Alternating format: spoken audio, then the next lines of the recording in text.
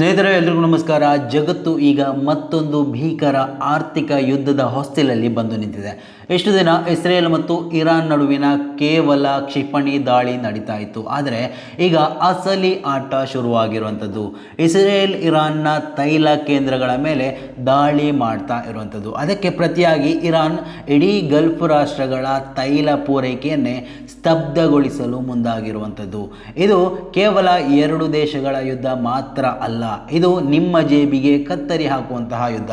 ಈ ವಿಡಿಯೋದಲ್ಲಿ ನಾವು ಇಸ್ರೇಲ್ ಅಮೆರಿಕ ನಡುವಿನ ಕಿತ್ತಾಟ ಮತ್ತು ಭಾರತದ ಮೇಲೆ ಇದು ಹೇಗೆ ಪರಿಣಾಮ ಬೀರುತ್ತೆ ಎಂಬುದನ್ನು ಸಂಪೂರ್ಣವಾಗಿ ವಿವರಿಸುವಂತಹ ಒಂದು ಪ್ರಯತ್ನವನ್ನು ಮಾಡ್ತೀವಿ. ಕೊನೆವರೆಗೂ ನೋಡಿ. ಮಾತ್ರ ಅಲ್ಲ, ಈ ಒಂದು ವಿಡಿಯೋವನ್ನು ಮೊದಲನೇ ಬಾರಿ ವೀಕ್ಷಣೆ ಮಾಡುವವರಾಗಿದ್ದರೆ ಖಂಡಿತವಾಗಿಯೂ ಈ ಒಂದು ಚಾನಲನ್ನು ಸಬ್ಸ್ಕ್ರೈಬ್ ಮಾಡಿಕೊಂಡು ನೋಡಿ. ಮಾತ್ರ ಅಲ್ಲ, ಮುಂದಿನ ಅಪ್ಡೇಟ್ಗಳು ನಿರಂತರವಾಗಿ ನಿಮ್ಮ ಮುಂದೆ ತರುವಂತಹ ಪ್ರಯತ್ನವನ್ನು ನಾವು ಮಾಡ್ತೀವಿ.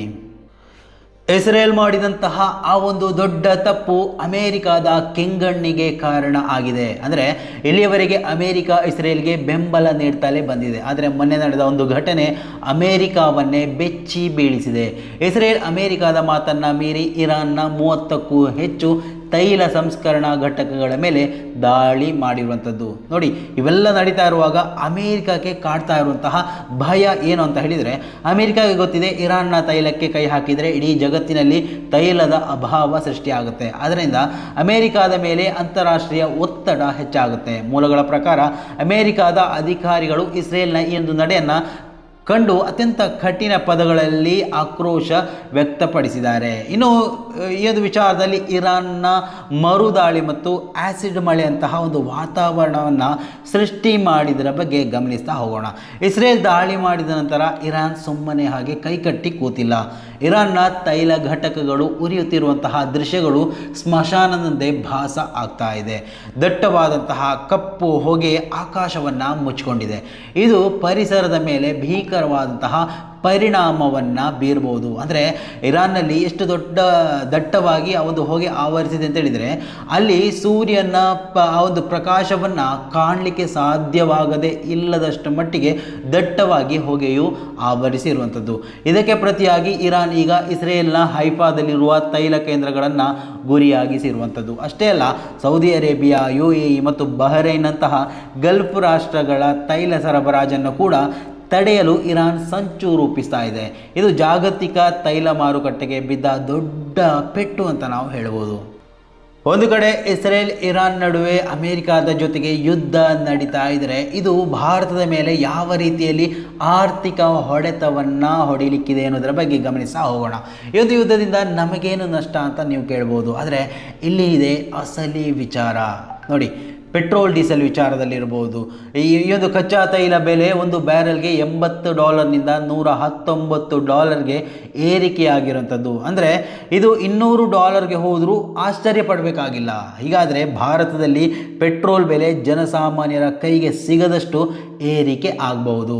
ಇನ್ನು ರೂಪಾಯಿ ಮೌಲ್ಯ ಒಂದು ರೀತಿಯಲ್ಲಿ ಈಗಾಗಲೇ ಕುಸಿದಿರುವಂಥದ್ದು. ಆದರೆ ಡಾಲರ್ ಮುಂದೆ ರೂಪಾಯಿ ಮೌಲ್ಯ $92ಗೆ ಕುಸಿದಿರುವಂಥದ್ದು. ಇದು ಭಾರತದ ಇತಿಹಾಸದಲ್ಲಿ ಅತ್ಯಂತ ಕನಿಷ್ಠ ಮಟ್ಟ. ನೋಡಿ, ಇಲ್ಲಿ ಅಮೇರಿಕ ಯುದ್ಧ ಮಾಡ್ತಾ ಇರುವಂಥದ್ದು, ಇಸ್ರೇಲ್ ಯುದ್ಧ ಮಾಡ್ತಾ ಇರುವಂಥದ್ದು, ಇರಾನ್ ಯುದ್ಧ ಮಾಡ್ತಾ ಇರುವಂಥದ್ದು. ಆದರೆ ಹೊಡೆತ ಬೀಳ್ತಾ ಇರುವಂಥದ್ದು ರೂಪಾಯಿಗೆ. ಅದು ಹೇಗೆ ಸಾಧ್ಯ ಅಂತ ನೀವು ಗಮನಿಸ್ಬೋದು. ಅದೇ ಇರುವಂಥದ್ದು, ನಾವು ಯಾರನ್ನು ಹೆಚ್ಚಾಗಿ ನೆಚ್ಚಿಕೊಳ್ತೀವೋ ಅವರಿಂದಾಗಿ ಏನಾದರೂ ಒಂದು ವಿಚಾರಗಳು ಬೆಳವಣಿಗೆಯಲ್ಲಿ ನಡೀತುವಂತಹ ಸಂದರ್ಭದಲ್ಲಿ ಅದು ಹೊಡೆತ ಬೀಳುವಂಥದ್ದು ನಮಗೆ. ಇನ್ನು ಷೇರು ಮಾರುಕಟ್ಟೆಯಲ್ಲಿ ರಕ್ತಪಾತವೇ ಆಗಿರುವಂಥದ್ದು. ಕೇವಲ 10 ನಿಮಿಷಗಳಲ್ಲಿ ಹೂಡಿಕೆದಾರರ 12 ಲಕ್ಷ ಕೋಟಿ ರೂಪಾಯಿ ಧೂಳಿಪಟ ಆಗಿದೆ. 10 ದಿನಗಳಲ್ಲಿ 30 ಲಕ್ಷ ಕೋಟಿಗೂ ಅಧಿಕ ನಷ್ಟ ಉಂಟಾಗಿದೆ. ಮಧ್ಯಮ ವರ್ಗದ ಜನರ ಉಳಿತಾಯವೆಲ್ಲ ಈ ಯುದ್ಧದ ಜ್ವಾಲೆಯಲ್ಲಿ ಕರಗಿ ನೀರಾಗಿ ಹೋಗ್ತಾ ಇದೆ.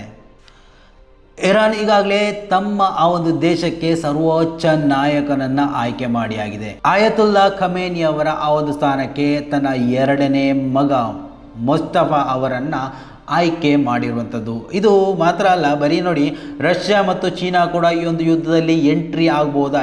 ಆಲ್ಮೋಸ್ಟ್ ಎಂಟ್ರಿ ಆಗ್ತಾ ಇದೆ. ಅಂದರೆ ಮುಜ್ತಬಾ ಮೇಲೆ ಅಮೇರಿಕ ಇಸ್ರೇಲ್ಗಳು ಕಣ್ಣಿಟ್ಟಿವೆ, ಅವರನ್ನು ಕೂಡ ನಾಶ ಮಾಡ್ತೀವಿ ಅಂತ ಕೆಲವೊಂದು ಮಾಧ್ಯಮಗಳು ಹೇಳ್ಕೊಳ್ತಾ ಇದೆ. ಈ ಒಂದು ಸಂದರ್ಭದಲ್ಲಿ ನೀವೇನಾದರೂ ಮುಜ್ತಬಾ ಅವರ ತಂಟೆಗೆ ಹೋದರೆ, ಅವರನ್ನು ಇಲ್ಲವಾಗಿಸುವಂತಹ ಪ್ರಯತ್ನವನ್ನು ಮಾಡಿದರೆ, ನಾವು ಕೂಡ ಇರಾನ್ನ ಪರವಾಗಿ ನಿಂತು ಹೋರಾಟ ಮಾಡಬೇಕಾಗುತ್ತೆ ಅಂತ ರಷ್ಯಾ ಮತ್ತು ಚೀನಾ ಈಗಾಗಲೇ ಎಚ್ಚರಿಕೆಯನ್ನು ಕೊಟ್ಟಿದೆ. ಕೊಟ್ಟಿದೆ.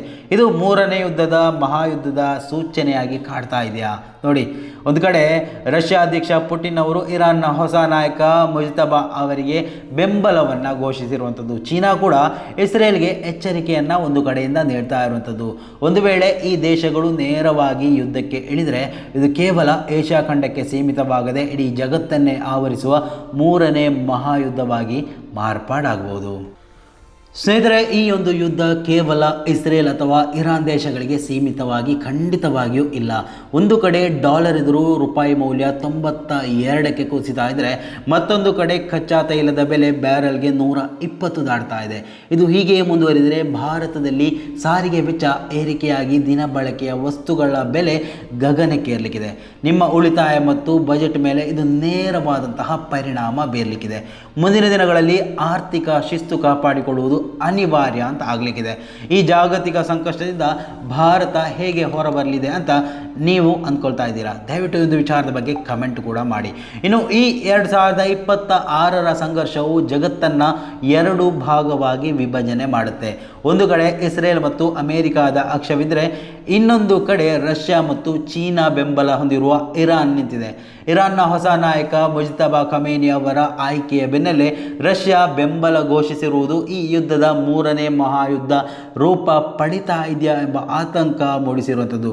ಭಾರತವು ಈಗ ತಟಸ್ಥ ನೀತಿಯನ್ನು ಅನುಸರಿಸಿದ್ರೂ ಕೂಡ ಹರ್ಮುಜ್ ಜಲಸಂಧಿಯ ಪೂರ್ಣ ಬಂದ್ ಆದರೆ ಭಾರತ ಇಂಧನ ಭದ್ರತೆಗೆ ದೊಡ್ಡ ಅಪಾಯ ಕಾದಿದೆ.